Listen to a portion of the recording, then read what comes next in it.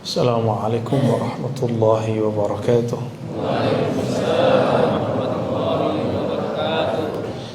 Alhamdulillah rabbil alamin. Asyhadu an la ilaha illallah, asyhadu anna Muhammadan abduhu wa rasuluh. Allahumma shalli wa sallim barik ala sayyidina Muhammad. Amma ba'du, Allahumma akhrijna min zulumatil wahmi wal jahli ila al-ma'rifati wal ilmi wa min al-ghaflati إلى اليقظة أمين رب العالمين. قال تعالى ومن أعرض عن ذكري فإن له معيشة ضنكا ونحشره يوم القيامة أعمى قال ربي لما حشرتني أعمى وقد كنت بصيرا قال كذلك أتتك آياتنا فنسيتها وكذلك اليوم تنسى. Sadaqallahul azim. Jemaah subuh yang diberkahi Allah, semua orang yang bangun di subuh hari pasti diberkahi Allah. Apalagi musim hujan. Ini musim hujan ya, berat sekali untuk bangun. Ada orang yang bangun subuh untuk keperluan duniawi, maka Allah berkahi dunianya. Ada orang yang bangun subuh untuk akhiratnya, maka Allah lapangkan dadanya, Allah lapangkan urusan rohaninya. Jadi subuh itu bukan hanya untuk cari rezeki. Bolehkah tidur setelah subuh? Boleh, gak ada dalil yang mengharamkannya.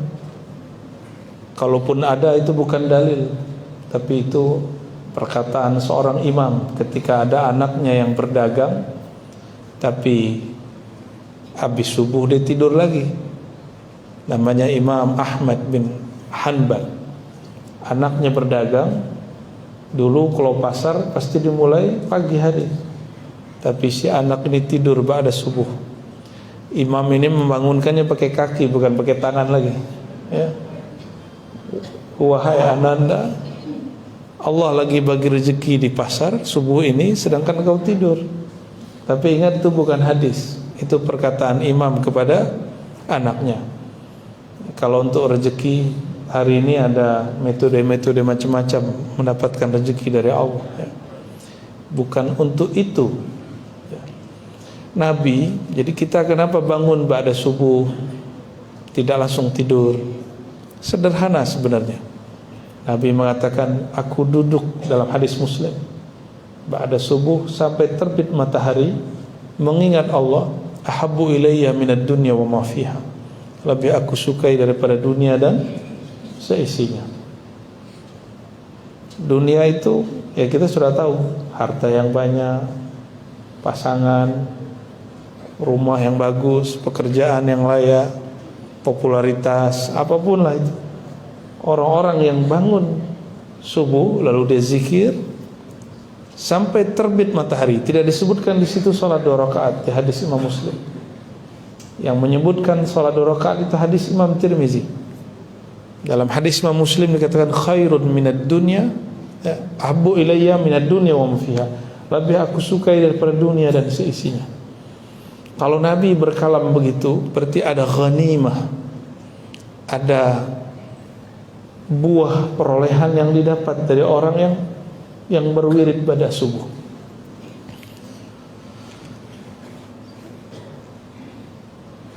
Di dalam surat Thaha, nah yang akan kita kupas pada pagi ini, silakan nanti dicek di rumah ya. Surat 20 ayat 124.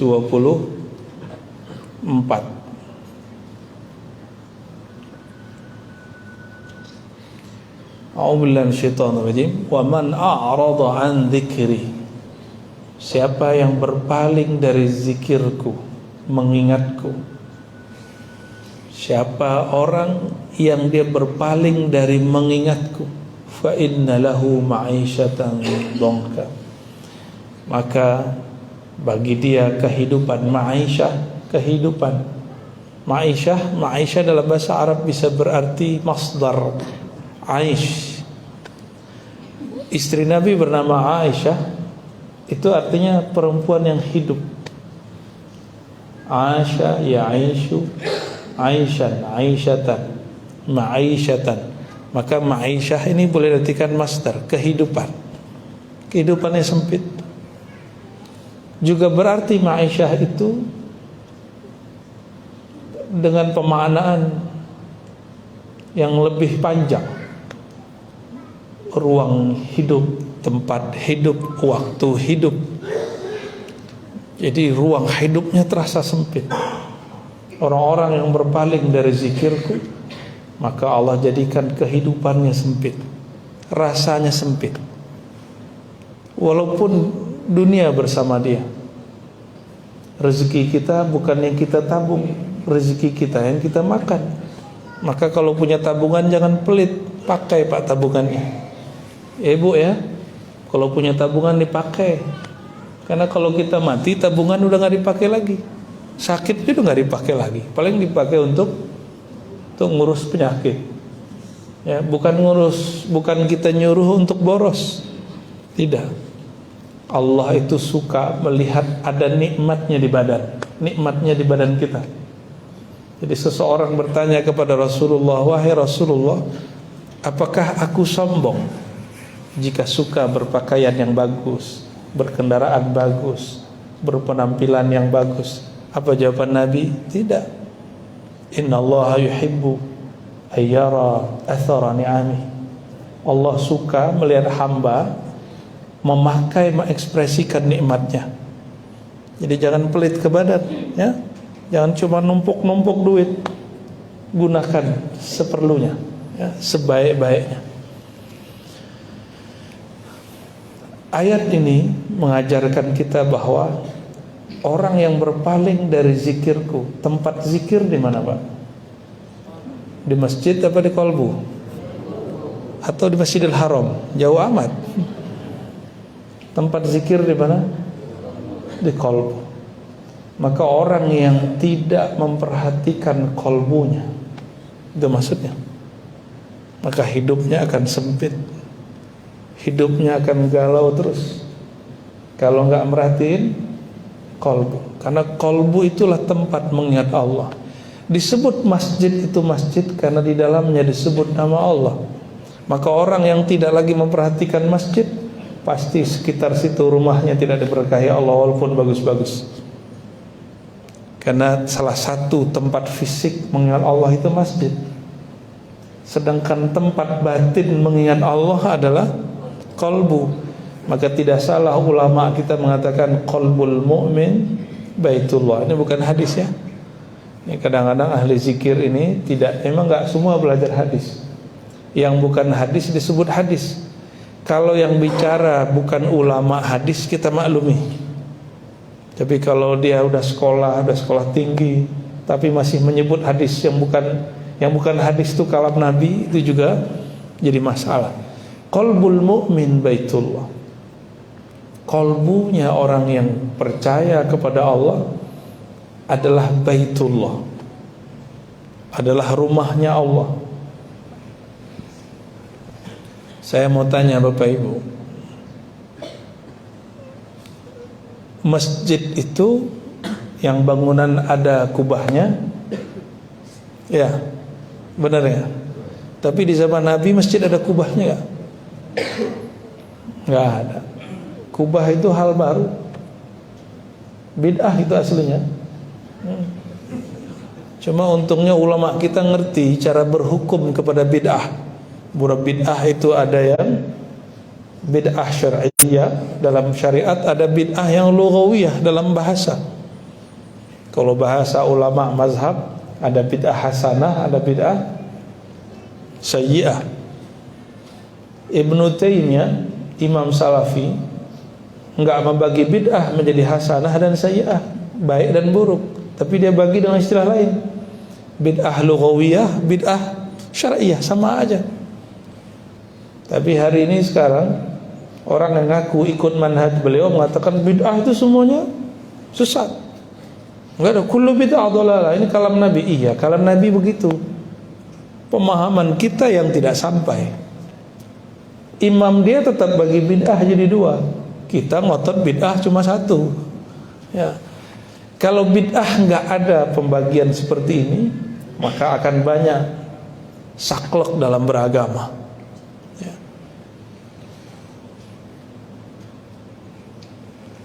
Qalbul mu'min baitullah.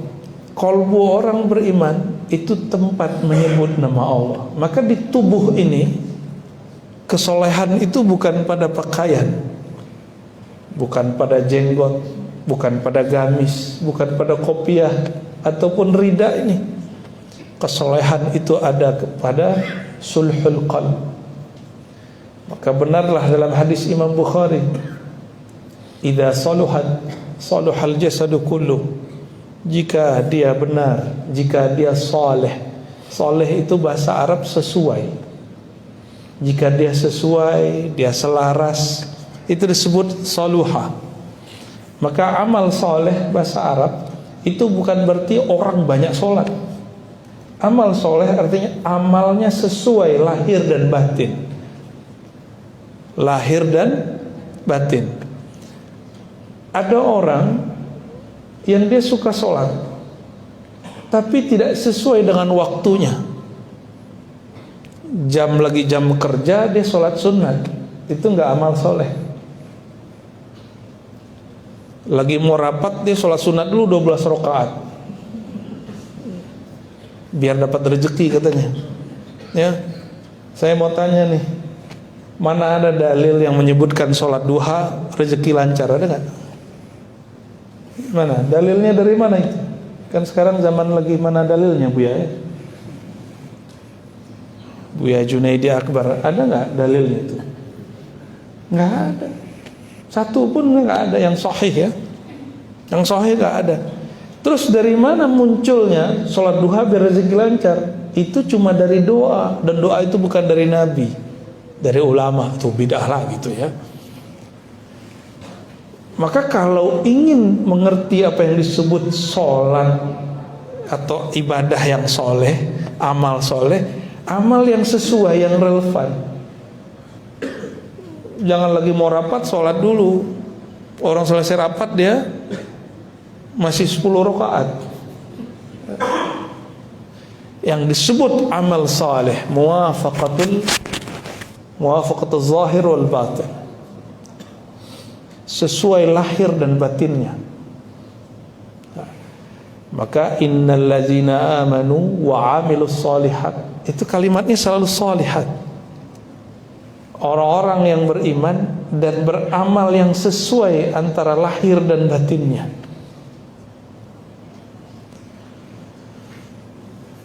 Kenapa orang munafik itu sholat tapi tetap celaka?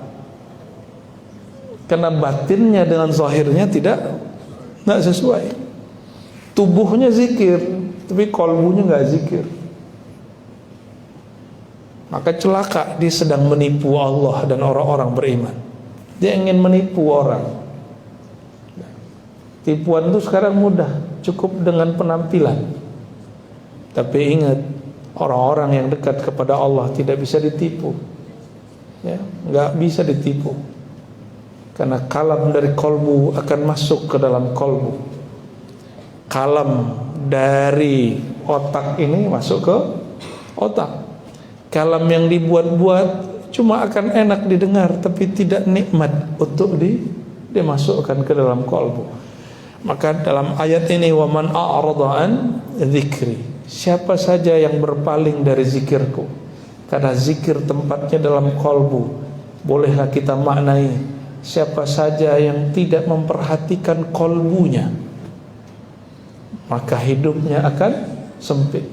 Bapak Ibu, ini masjid kalau nggak diurus, karpetnya nggak dibersihin, nyaman nggak duduk sini? Kalau karpet nggak dibersihin, debu naik, kita nggak nyaman, dongka. Ya, itu yang disebut nggak nyaman, terasa sempit, terasa gelisah. Jika rumah, kita punya rumah, kamar nggak dibersihin, kain kotor di mana-mana, nyaman di kamar? Kalau makan di rumah makan restoran, lalarnya di mana-mana, terbang,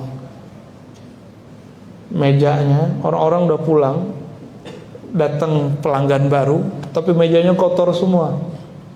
Jadi makan nggak di situ? Kita lagi duduk, tiba-tiba kita ngelihat ada orang pakai baju kotor, ya. Atau kita lihat pekerjaannya bajunya kotor, mau makan nafsu nggak? Inilah sebab kenapa orang tidak bisa menikmati zikir dalam kolbunya, karena kolbunya tidak pernah dibersihkan, nggak pernah di-maintenance. Masjid nggak diurus, nggak nyaman di masjid. Rumah, kamar nggak dibersihkan, nggak nyaman di kamar. Kecuali sudah berganti status. Yang nyaman tidur dekat nya siapa? Ayam, ya. Ayam itu disebut bahimah, binatang ternak. Kambing, ya. Apa lagi? Sapi, domba, itu nyaman tidur sampingnya ada nya.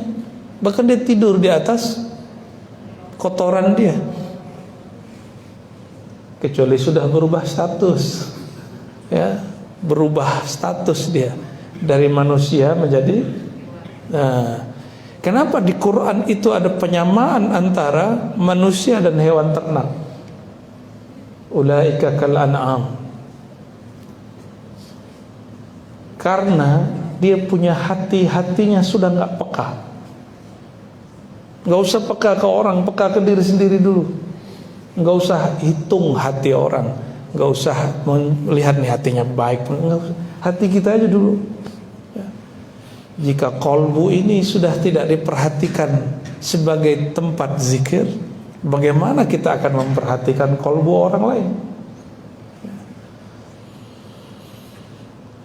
Rumah, kalau catnya sudah kotor, diapain? Dicat ulang. Sama, lantainya kotor, dibersihin. Kotoran kolbu wajib dibersihkan. Kalau tidak, seseorang tidak akan nyaman zikir di situ. Maka cara untuk merawat kolbu, bersihkan dia dahulu, baru isi dengan zikrullah. Cara supaya nyaman di masjid, jangan langsung sholat di masjid, bersihkan dulu masjidnya. Cara supaya nyaman di rumah, jangan langsung kita tahajud di rumah, buat nyaman dulu rumahnya, dibersihkan dulu, dipel dulu. Begitulah kira-kira kita merawat kolbu. Bapak punya mobil, mobilnya bau rokok, nyaman gak? Gak nyaman. Kecuali udah nyatu sama rokok, ya. Ibu-ibu paling sensitif Pak masalah itu, ya. Kita karena hargai pasangan, kita gak mau misalnya ngerokok di mobil.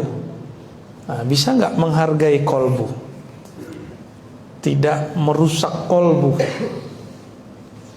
Nikmatnya kolbu ini, dia elastis. Dia kotor bisa dibersihin, kotor bisa dibersihin. Itu nikmatnya kolbu. Kecuali kolbu yang sudah mati. Innal ladzina kafaru sawa'un 'alaihim a anzartahum am lam tunzirhum la yu'minun. Ya. Orang kafir sama aja. Apa sebabnya orang kafir itu kolbunya nggak bisa diapa-apain? Khatamallahu ala qulubihim wa ala sam'ihim wa ala absarihim ghishawah. Allah sudah khatam kolbunya dengan tutupan. Beda dengan orang beriman. Orang beriman Allah khatam kolbunya dengan nur, dengan rahmah.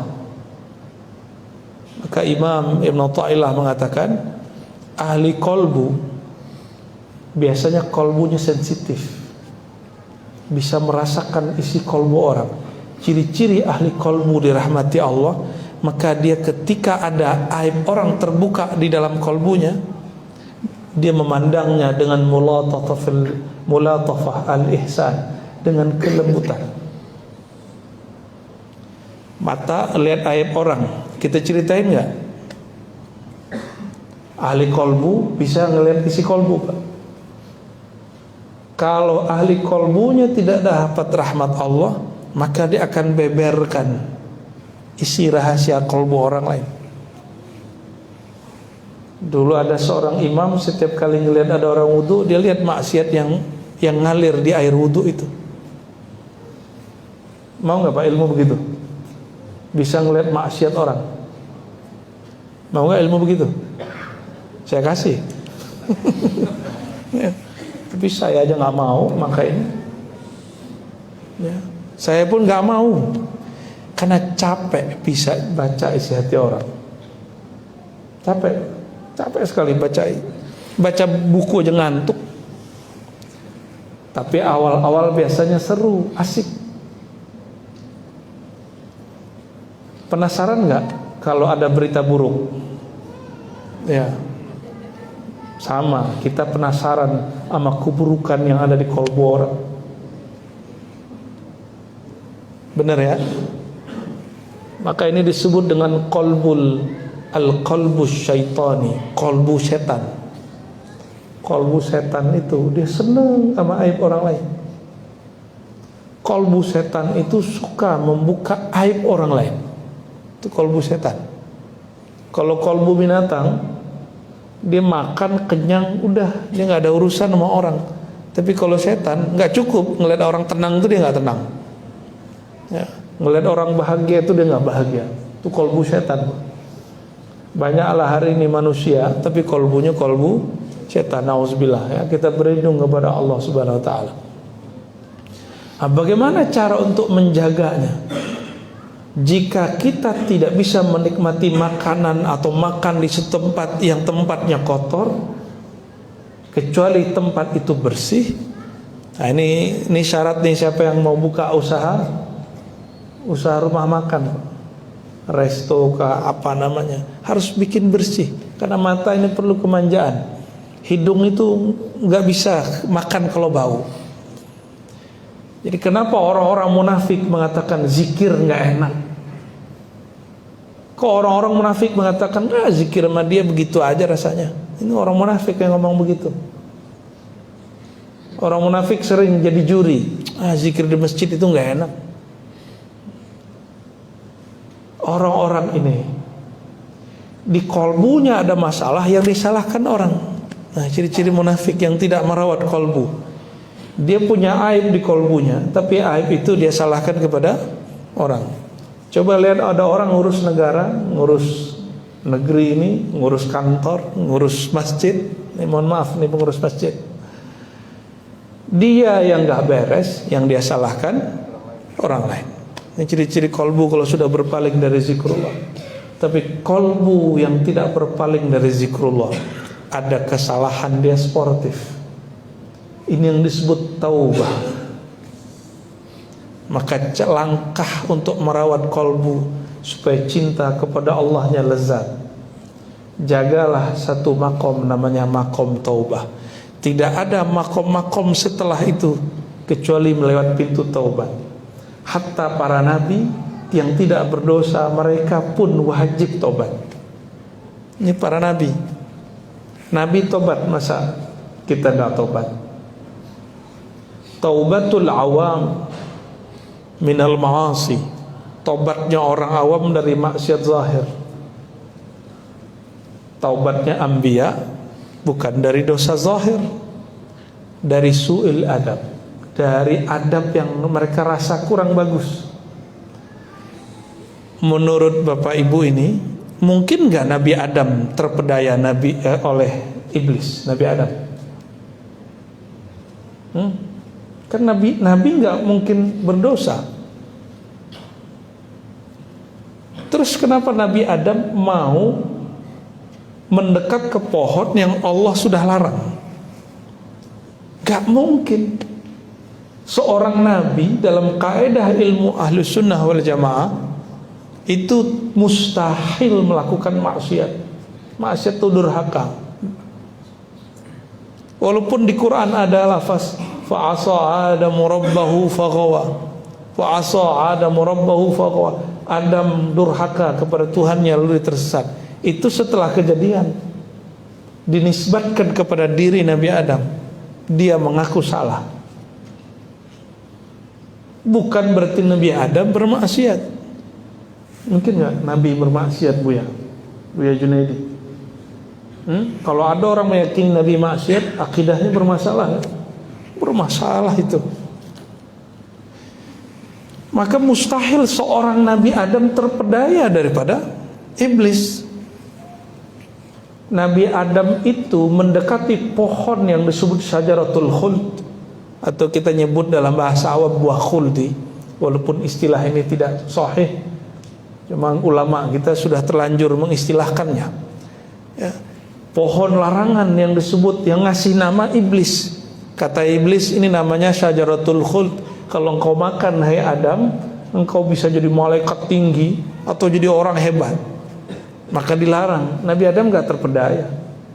Tapi ketika iblis menyebut nama Allah, demi Tuhanmu wahai Adam, fawarabbika, demi Tuhanmu wahai Adam, faqasamahuma, si iblis bersumpah dengan nama Allah.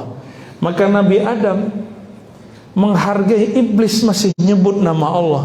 Dia ambillah itu, dia makan. Kenapa?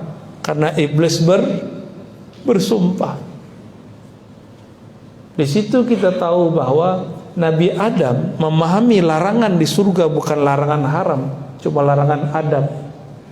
Pilih nih, Allah mengatakan kamu berdua jangan dekat-dekat ke pohon ini. Allah nggak melarang untuk mengkonsumsinya.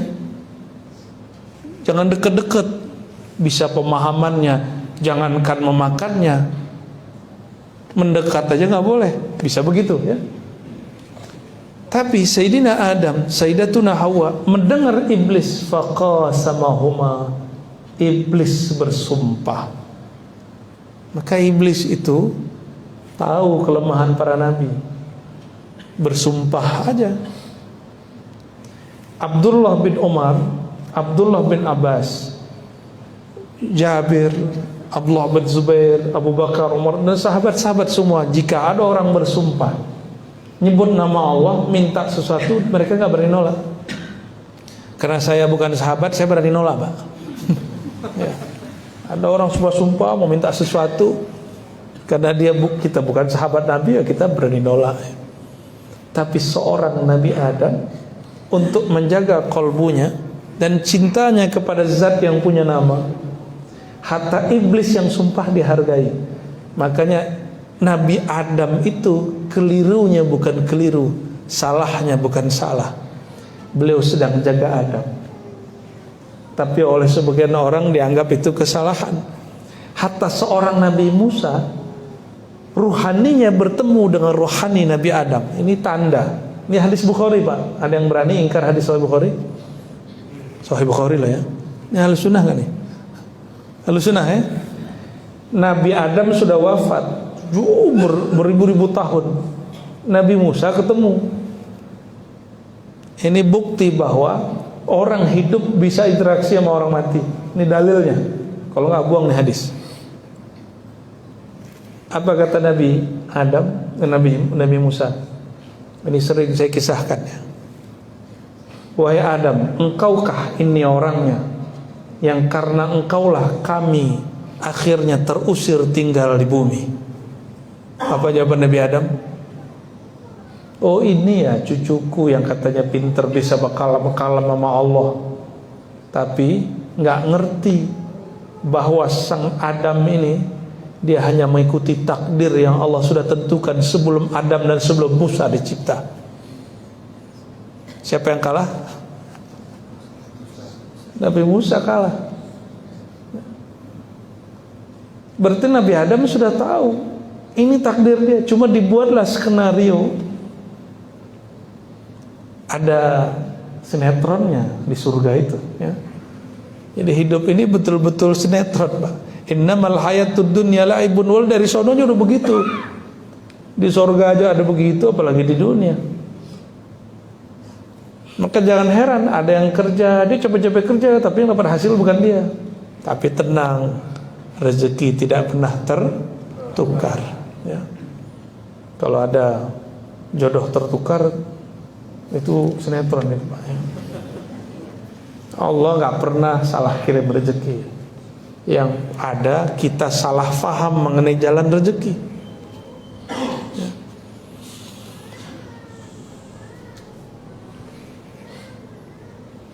Maka merawat kolbu salah satunya adalah dengan menghargai nama Allah.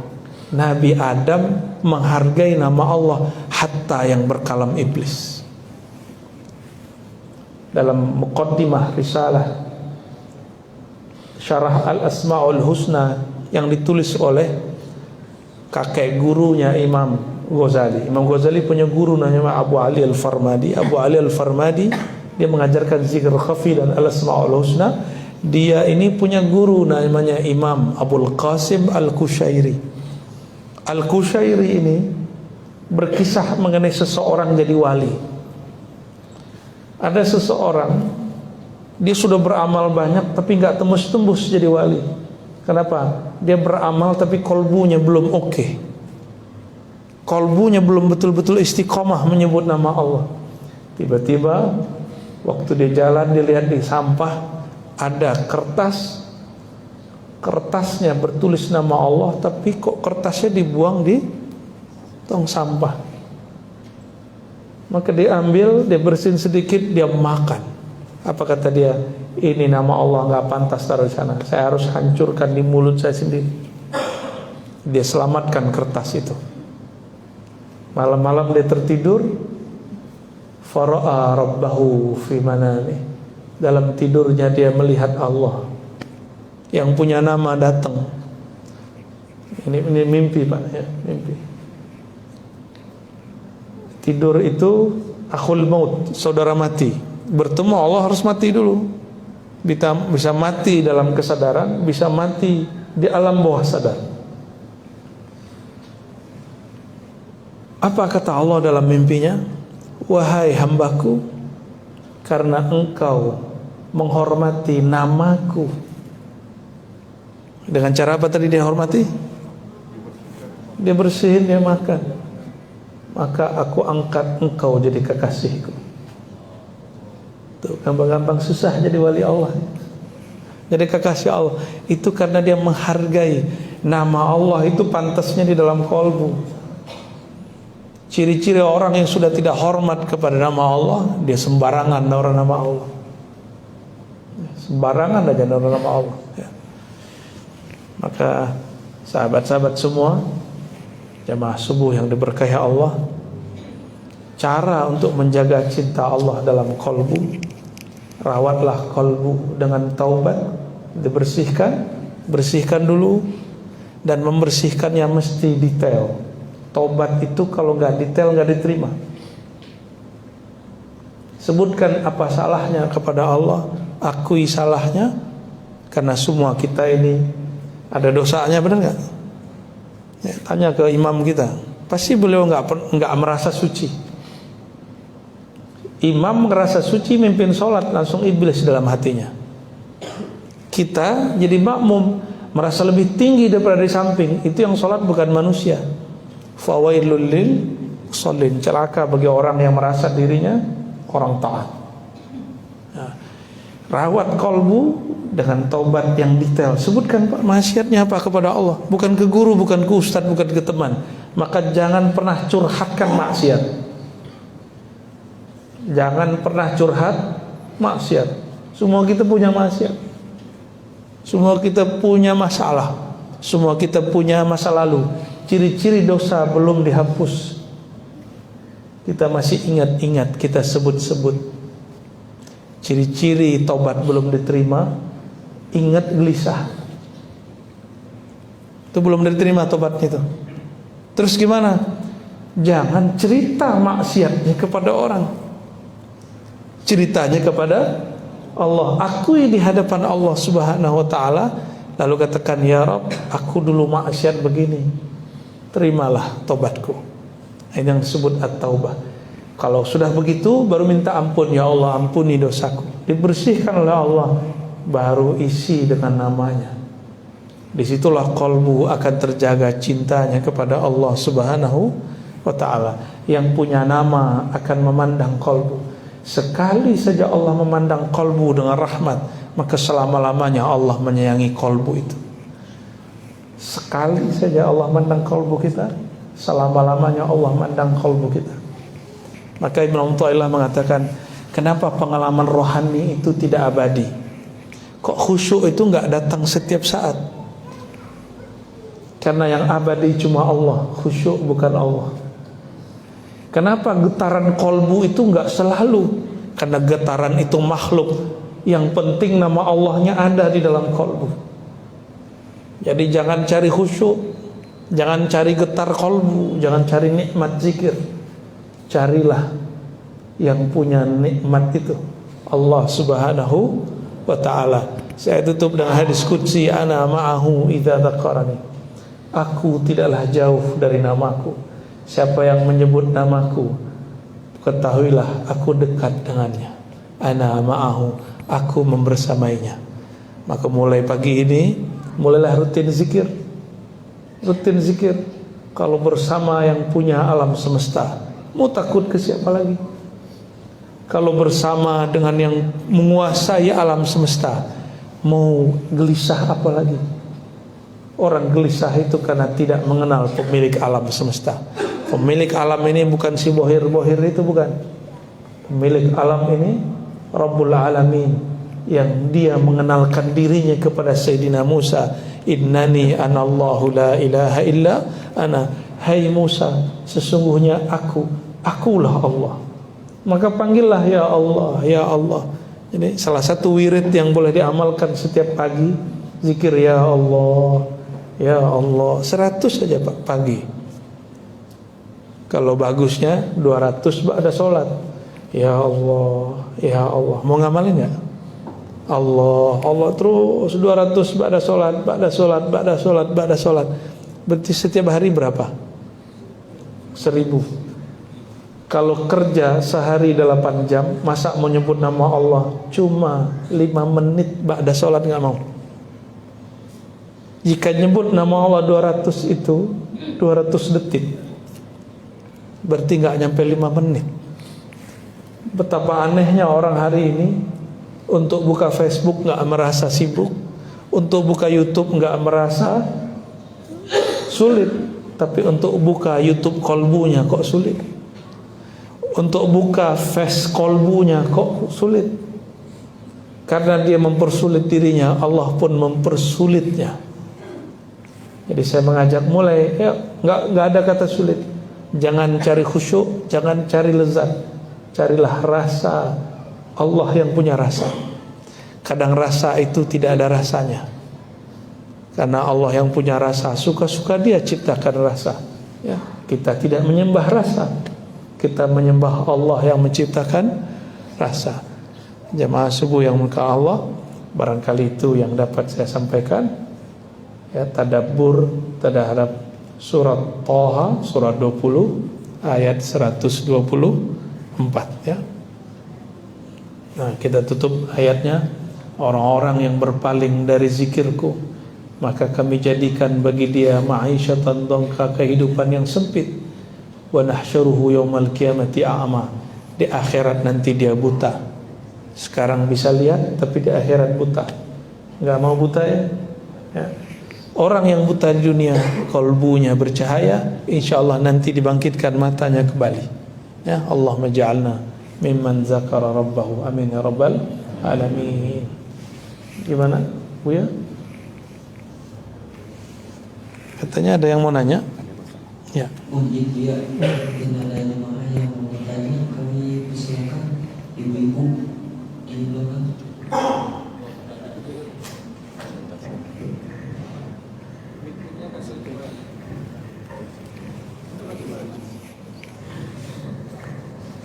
Assalamualaikum warahmatullahi wabarakatuh. Waalaikumsalam warahmatullahi wabarakatuh. Buya, saya mau bertanya, gimana supaya kita kalau zikir Allah itu meresapi dari itu Allah. Kadang-kadang awalnya kepingin Allah, terus lama-lama blank, terus juga menimbulkan rasa ada gitu. Ya, baik. Bagaimana cara supaya kalau zikir Allah itu selalu nikmat gitu ya? Saya mau tanya Bapak Ibu, kalau kerja selalu enak gak? Selalu enak gak? Atau ada capek-capeknya? Ya, Nyebut nama Allah berulang-ulang, bahasa Arabnya riyadhah. Riyadhah itu latihan. Latihan pasti ada blanknya. Kenapa Allah kemudian kasih nikmat di awal, kemudian dihilangkan? Beberapa hari baru nikmat lagi. Supaya kita tidak menyembah nikmat zikir. Yang kita sembah pemberi nikmat zikir. Ya. Seandainya setiap zikir itu nikmat, orang tentu akan zikir terus. Tapi nikmat itu yang disembah. Nikmat itu yang disembah. Mau nggak kita punya duit, orang hanya hormat sama kita saat duit kita kasih sama dia. Kalau kita nggak kasih dia duit, dia nggak hormat sama kita. Kan kebanyakan rakyat begitu, Pak. Kebanyakan pemilih begitu. Kalau si caleg yang dulu dia coblos sekarang udah jadi, nggak bagi-bagi duit, bagi dia apa itu caleg, apa itu wakil rakyat. Ini bukan belain anggota DPR nih Pak, ini cuma buat analog. Betapa banyak sekarang wakil rakyat diumpat karena dia nggak mau bagi-bagi.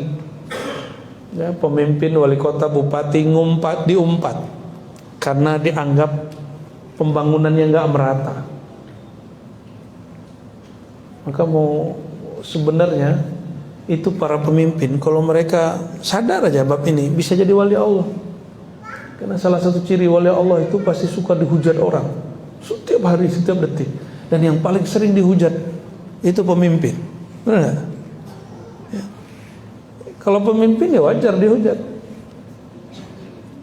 Apalagi kalau nggak beres kerjaannya. Tapi rakyat begitu, nggak ada dapat duit, nggak dapat bantuan, dia ngumpat. Coba lihat karyawan, pegawai, dia kerja tunjangan nggak turun, ngeluh nggak? Oh, sumpah serapah keluar. Karena dia menghargai tuannya, atasannya berdasarkan fulus. Apa begitu hubungan kita dengan Allah? Hubungan kita dengan Allah bukan hubungan tuan sama anak buah, bukan hubungan karyawan, bukan atasan sama bawahan. Hubungan kita dengan Allah hubungan hubbiyah, ruhiyah, hubungan ruh. Ruh ini sudah ada sebelum tubuh. Sudah tua hubungan ruh dengan Allah Subhanahu wa taala. Maka kalau jiwa ini, badan ini enggak merasakan nikmat zikir, itu seakan-akan Allah ingin mengatakan, sembahlah aku semata, jangan sembah selainku. Ya. Lalu kok bisa putus-putus?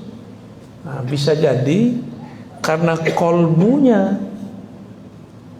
sebelum zikir belum dibersihkan secara total. Kayak tadi, kenapa kita nggak nyaman di masjid, di resto? Karena tempatnya nggak bersih. Lagi makan enak, tahu-tahu ada lalat di dalam. Pernah ngalamin nggak? Resto terkenal, lagi makan enak, nongol lalat, ikut di dalam kuah, lezatnya. Bisa makan nggak? Berhenti makan gitu. Sama dahsyatnya zikir itu ibu. Kita zikir, nanti Allah akan perjalankan diri kita masuk ke dalam kolbu kita sendiri. Disitulah nanti akan kebuka apa yang tersimpan di kolbu kita. Jadi kalau itu terjadi, ibu istighfarkan kolbunya. Ya Allah, ampuni dosa kolbuku. Ingat-ingat apa yang masih tersimpan. Masih nyimpan kesel nggak sama orang? Nah, bisa jadi. Ya. Kadang-kadang kita kesel sama orang kita yang paling dekat sama kita. Mungkin bapak ibu ini nggak iri dengki sama orang, nggak emosi sama orang, tapi keselnya sama anak sendiri, keselnya sama suami istri, keselnya kadang sama saudara kandung, keselnya kadang sama orang tua sendiri. Ada anak kesel sama orang tua. Kok bisa begitu ya? Ya, anak kurang ngajar itu ya. Bapak ibu yang bukan Allah, kalau itu terjadi, ada hampa di kolbu saat berzikir, istighfarkan lagi. Ya. Masih hampa lagi, udah dizikirkan. Nah, baca ini. Coba baca sama-sama. Allahu naziri. Allah memandang ke dalam kolbuku. Diulang-ulang. Ya, Allahu naziri, Allahu syahidi. Allah memandang ke dalam kolbuku. Dibaca ini 7 kali. Matanya dipejam, dadanya dipegang, katakan. Pakai bahasa Indonesia boleh. Ya Allah, wahai yang memandang isi kolbuku. Dimunculkan rasa dipandang oleh Allah. Ini pertanyaan terakhir, Pak. Senang nggak kalau diliatin sama orang yang kita suka? Senang. Tapi pede nggak diliatin sama orang yang kita suka, pakaian kita lagi jelek? Nggak nyaman. Nah, itulah yang ibu rasakan. Ketika kolbu mungkin ada sesuatu dipandang oleh Allah, si kolbunya malu, maka dia kemudian menghilang. Itu yang terjadi pada orang-orang tertentu. Makanya kadang-kadang ada juga namanya jazbah. Ya, orang lagi zikir terus tiba-tiba berteriak. Ada yang pingsan juga. Kawan yang nggak mengerti dianggap kesurupan. Mana ada orang kesurupan nama-nama Allah ya? Ya, kesurupan sama setan. Allahumma sholli ala Sayyidina Muhammad. Ya, satu lagi cukup. Assalamualaikum warahmatullahi wabarakatuh. Assalamualaikum. Allahumma sholli ala Sayyidina. Semoga biasa Allah. Amin ya Rabb. Seperti yang bila bicarakan tadi, Allah berkata tadi mesti kalbu kita, nama Allah kalbu kita. Bagaimana kalau ada seseorang menaruh nama Allah dan nama Muhammad di kamar pribadinya? Biasanya kalau nama Allah seperti di masjid kita ini, ya. Tapi ada seseorang itu menaruh nama Allah dan nama Muhammad di kamar pribadinya. Bahwa di kamar pribadi itu kita mungkin tahu sendiri, kita mungkin ada buka aurat juga. Apakah itu pantas atau tidak? Ya. Assalamualaikum warahmatullahi wabarakatuh. Assalamualaikum warahmatullahi wabarakatuh. Tulisan Allah itu kan bukan Allah. Ya. Apa Allah yang di pintu itu, Pak, yang adalah lafaz Allah itu? Apa itu yang disebut Muhammad? Enggak kan? Itu hanya nama yang menunjukkan nilai yang punya nama. Nah, ini bab adab. Kalau emang naruh nama Allah, jangankan itu, naruh Quran aja. Naruh Quran aja deh. Jangan pernah selonjorkan kaki ke arah Quran. Imam Abu Hanifah kenapa diberkahi oleh Allah mazhabnya? Di hidupnya mazhab dia ditolak. Banyak ulama menganggap dia sesat dulu, tapi sekarang mazhab dia betul-betul sesuai dengan banyak kehidupan masyarakat. Fikih zakat hari ini banyak ngambil dari Abu Hanifah, walaupun kita mazhab Syafi'i. Jadi mazhab Abu Hanifah yang sudah disyafi'ikan. Imam Abu Hanifah ini satu kali ditanya oleh orang di rumahnya, entahkah itu istrinya atau anaknya, putrinya. Dia tidak mau ketika bersandar di tempat sandarannya kakinya selonjoran ke satu arah. Padahal arah itu paling cocok dengan tempat dia bersandar. Ditanyalah, wahai ayahanda, kenapa engkau tidak meluruskan kakimu ke arah sana? Apa jawaban beliau? Di arah kakiku itu ada rumah guruku, Hammad ibn Abi Sulaiman. Ada guruku bernama Hammad. Dia nggak berani menselonjorkan kakinya ke arah rumah gurunya. Khurafat gitu. Enggak, bedakan cinta adab dengan khurafat. Makanya dia, orang-orang yang faham Abu Hanifah itu pasti beradab kepada Imam Abu Hanifah, karena beliau beradab sama gurunya. Ya, nggak berani. Saya nggak berani, Pak, kalau Jumatan kaki selonjoran ke kiblat seperti yang dilakukan hari ini oleh banyak jamaah di masjid. Saya kesemutan, Pak. Ya kesemutan, ente arahin ke yang lain. Ya, kan boleh duduk begini. Ya, coba tunjukin cara duduk. Nah, boleh duduk begitu. Kalau Jumatan itu bukan soal adab. Boleh duduk begitu. Tiba. Ya. Yang makruh itu selonjoran. Apalagi kalau lagi ngaji Pak, lagi ngaji kakinya angkat satu, waduh ya Allah, terus ngajak tuh. Dan itu berkali-kali kita lihat ada orang begitu. Cuma adab saya nggak boleh negur, cukup Allah yang negur dia nanti. Salah satu teguran Allah pada dia, ilmu nggak masuk ke kolbu. Allah menegur paling gawat. Orang menikmati dia nggak menikmati. Gimana mau menikmati? Ilmu itu seperti air. Air itu hanya mengalir kepada yang rendah. Orang tidak akan pernah menikmati ilmu kalau kolbunya tidak merendah. Ya. Saya dulu suka khutbah. Sesekali nggak khutbah, dengerin khotib. Salah mulu dari awal sampai akhir. Padahal ada benernya.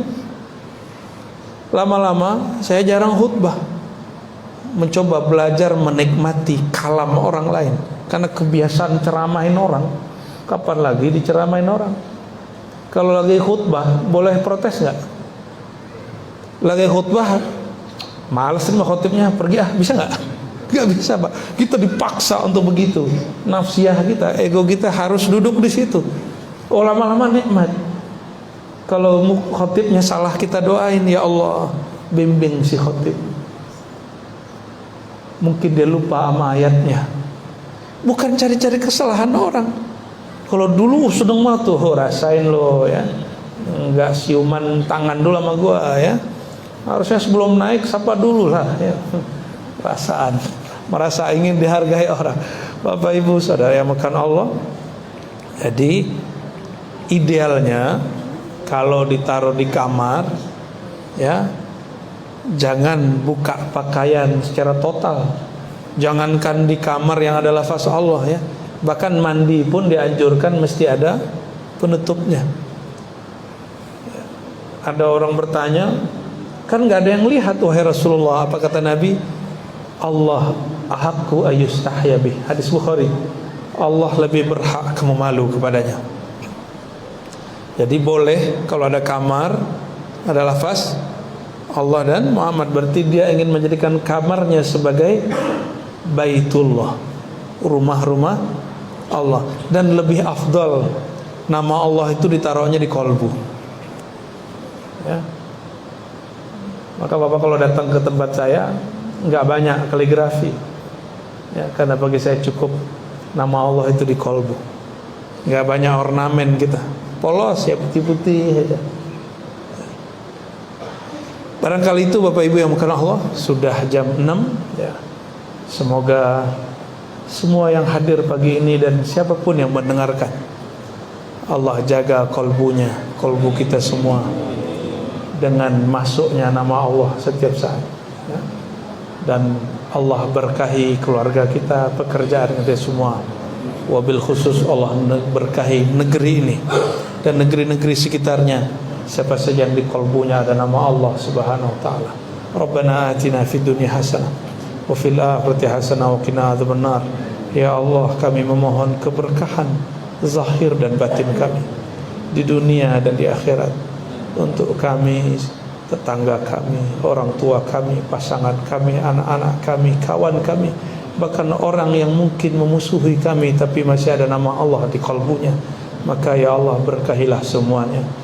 A'inna ala dzikrika wa syukrika wa husni ibadatik.